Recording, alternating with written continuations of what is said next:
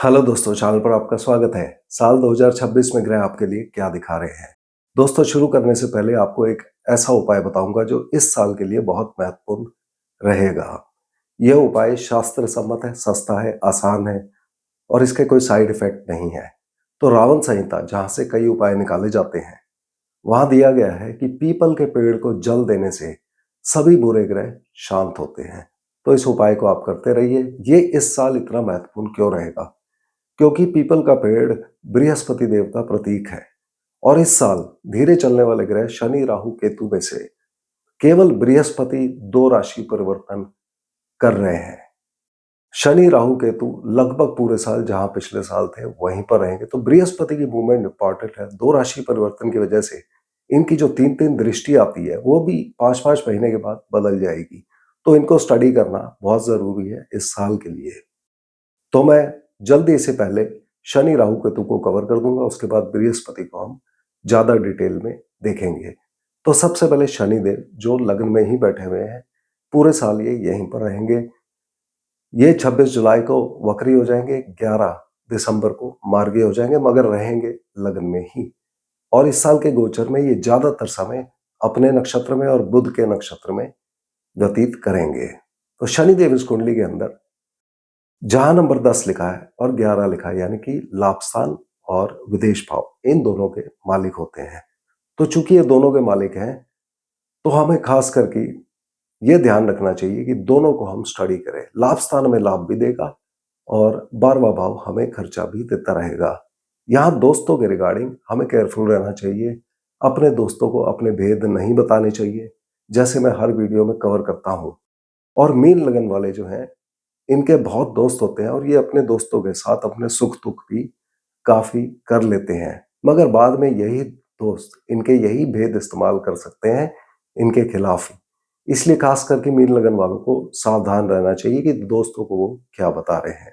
लाभ स्थान हमको चैरिटी के काम भी दिखाता है और 12वां भाव खर्चा भी देता है। तो चैरिटी के काम पे व्यक्ति खर्चा कर सकता है और अपने बहुत सारे एफर्ट्स, प्रयत्न और अपनी ताकत वहां लगा सकता है। और मीन लगन में कई लोगों के बारे में देखा गया है कि वो लोग लोगों की भलाई के लिए या पशु पक्षियों की भलाई के लिए अवश्य ही काम करते हैं, जो कि एक अच्छी बात होती है।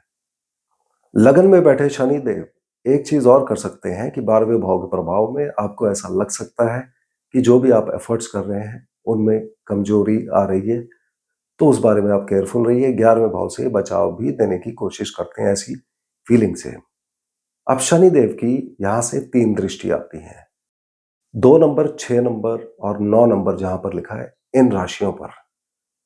तो 6 नंबर व्यापार का है, 9 नंबर जो है हमारा कर्म स्थान होता है और जहां 2 नंबर लिखा है ये मेहनत करने का भाव है। तो शनिदेव दिखाते हैं कि इस साल मेहनत और छोटी मोटी यात्राएं हमारे कर्म की वजह से, प्रोफेशन की वजह से ये काफी दे सकते हैं। अब राहु और केतु जो 12वें और छठे भाव में बैठे हैं और लगभग पूरे साल ही यहाँ रहेंगे। 5 दिसंबर को ये राशि परिवर्तन करेंगे। राहु 11वें में आ जाएंगे, केतु 5वें में आ जाएंगे। तो जब तक ये 12वें भाव में राहु है और छठे में केतु है, इनका एक जो ओवरऑल इफेक्ट आता है, खास करके अगर आपकी जन्म कुंडली में भी यहीं पर हो, तो राहु मोटे मोटे खर्चे दे सकते हैं व्यक्ति को। अगर इनके खराब प्रभाव आ रहे राहु के, तो रातों की नींद खराब कर सकते हैं, लड़ाई झगड़ा, कोर्ट केस इत्यादि होने का चांस हो जाता है। और केतु के अगर खराब प्रभाव आ रहे हैं, तो केतु माता या माता के भाइयों को, मामा की तरफ कोई कठिनाई उत्पन्न कर सकते हैं। जनरल इनके प्रभाव में राहु अचानक से खराब चीजें देते हैं। केतु बैकबोन में प्रॉब्लम, जॉइंट्स में, यूरिनरी सिस्टम इत्यादि में प्रॉब्लम दे सकते हैं। जनरल इफेक्ट इसलिए क्योंकि इनकी कोई राशि नहीं होती और आपकी जन्म कुंडली में ये कहीं भी हो सकते हैं। तो यदि ऐसा प्रॉब्लम आ रही है तो कुंडली में जहां भी प्लेस्ड है उसको चेक करा के आप इनके उपाय करिए। नॉर्मली राहु के लिए किचन में खाना खाना, प्राणायाम करना, हनुमान चालीसा पढ़ना अच्छा उपाय होता है। केतु के लिए कुत्तों को खाना खिलाना, गणेश जी की पूजा करना अच्छा उपाय माना जाता है। 5 दिसंबर को जब ये राशि परिवर्तन करेंगे, तो राहु 11वें भाव में आकर और केतु पंचम भाव में आकर ये सबसे पहले पिता को या पिता के रिगार्डिंग कोई ना कोई प्रॉब्लम कर सकते हैं। दूसरा, अगर आपकी जन्म कुंडली में भी यहाँ बैठे हैं, तो ऐसा हो सकता है कि आपके जो इमीडिएट सीनियर ऑफिसर हैं, वो आपसे बिना वजह ही नाराज रहते हो। तो यदि इस टाइप की चीजें हो रही हैं, तो आप कुंडली चेक करा के इनके उपाय करिए। एक और प्रभाव आ सकता है कि व्यक्ति के ऐसा हो सकता है कि सोना गुम हुआ, चोरी हुआ, बेचना पड़ा, गिरवी रखना पड़ा, और घर में किसी को सांस लेने की तकलीफ, अस्थमा इत्यादि दे सकते हैं। खास करके ये केतु अगर पंचम भाव में बैठे हैं तो बच्चों को दे सकते हैं।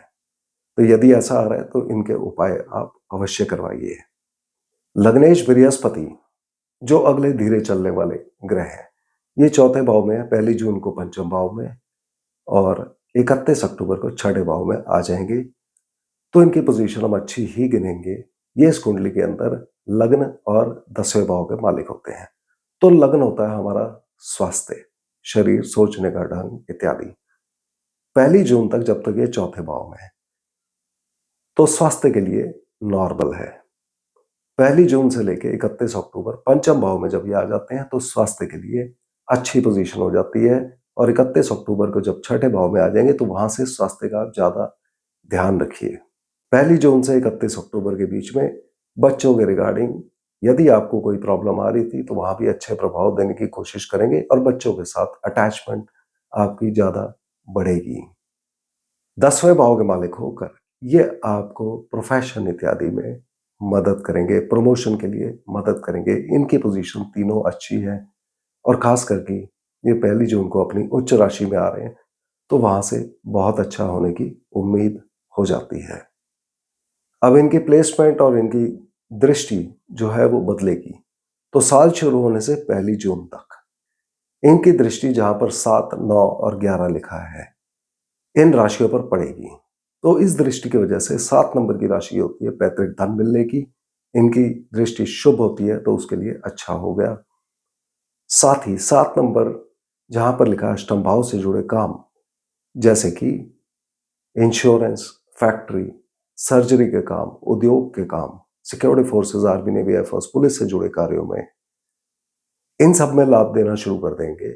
और इनकी जो 7वीं दृष्टि कर्म स्थान पर आ रही है ये भी इसको जोड़ देती है, और जो दृष्टि 9वीं इनके 12वें भाव पर आ रही है जो विदेश का भाव होता है, तो दिखाता है इन सब कार्यों के लिए या तो विदेश यात्रा हो सकती है, विदेश से कनेक्शन, या फिर इन सब कार्यों के ऊपर कोई नई इन्वेस्टमेंट इत्यादि भी हो सकती है।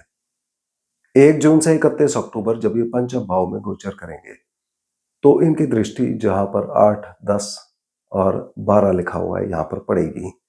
तो सबसे पहले इस दृष्टि की वजह से ये स्वास्थ्य अच्छा करने में मदद करेंगे। दूसरी चीज, नौकरी में परिवर्तन, ट्रांसफर, चेंजेस ये आपको दे सकते हैं, और जो इनकी दृष्टि लाभ स्थान पर आएगी तो लाभ और इच्छा पूर्ति को भी बढ़ाने में ये मदद करेंगे। 31 अक्टूबर से जब ये छठे भाव में आ जाते हैं तो इनकी शुभ दृष्टि जहां पर 9, 11 और 1 लिखा हुआ है इस पर पड़ेगी। अब पहला भाव होता है धन भाव, 9 नंबर जहां पर लिखा है ये होता है हमारे प्रोफेशन का भाव, और बृहस्पति खुद नौकरी के भाव में बैठे हैं तो नौकरी मिलने के लिए ये पोजीशन बहुत अच्छी हो जाएगी, एक अच्छा योग बन जाएगा। लोन लेने के लिए भी ये पोजीशन काफी अच्छी हो जाएगी। यहां से जो इनकी 7वीं दृष्टि विदेश भाव पर पड़ेगी तो वो दिखाएंगे कि आपका प्रोफेशन, नौकरी को विदेश से या हॉस्पिटल से ये जोड़ सकते हैं। साथ ही लोन लेना और कर्जा वापस करना, ये दोनों में आपको मदद करने लगेंगे। तो ये ओवरऑल आपके लिए 2026 में धीरे चलने वाले ग्रहों की स्थिति थी। तेज चलने वाले ग्रहों को हम मंथली वीडियोस में कवर करते हैं, तो हर महीने के वीडियो देखते रहिए। तो अगले वीडियो में हम फिर मिलते हैं, तब तक के लिए धन्यवाद।